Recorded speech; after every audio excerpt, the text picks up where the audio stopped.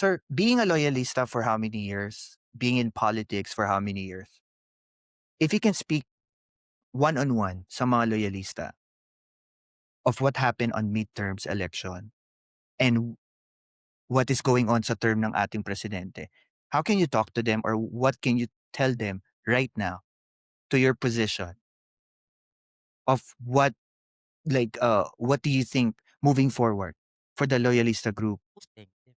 Thank you for believing them, for loving them. Being a loyalist, being me as a loyalist, I have no choice.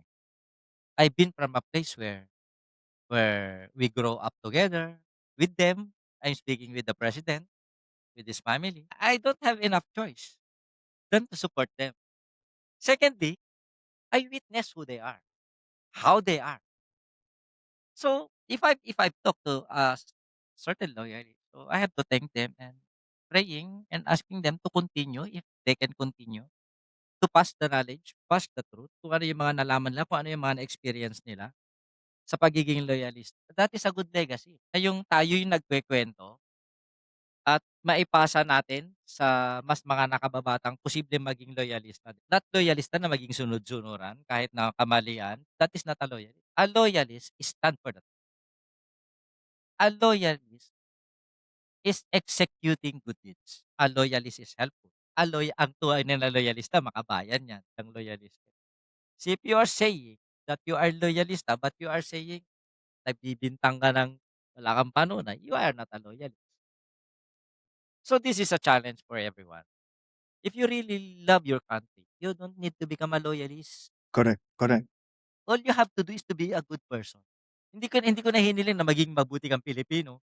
Hindi ko na hinihiling na mabuti kang loyalista, hinihiling ko mabuting tao lang. Yung magsabi ng totoo, kung kinakailangan, kung ano yung nakikita ng mata mo, yun lang yung sasabihin mo.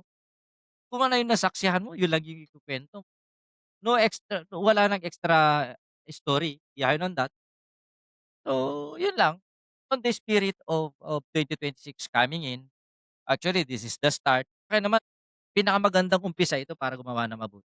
Kung na-late ka na nung 2025, there is always 2026 pa. Yun lang yun. For the sake of the government, tayo naman bilang isang Pilipino, we have to love this government. We have to love this republic no matter how, no matter what mangyari, nasa loob ka man ng Pilipinas o hindi. Kasi at the end of the day, buhay kang Pilipino, nabubuhay kang Pilipino, at mamamatay kang Pilipino. Yun lang yun. Politicians, so yung ganito is, I have only one mission, to say the truth and do the right thing. Ah, nagulat po literally.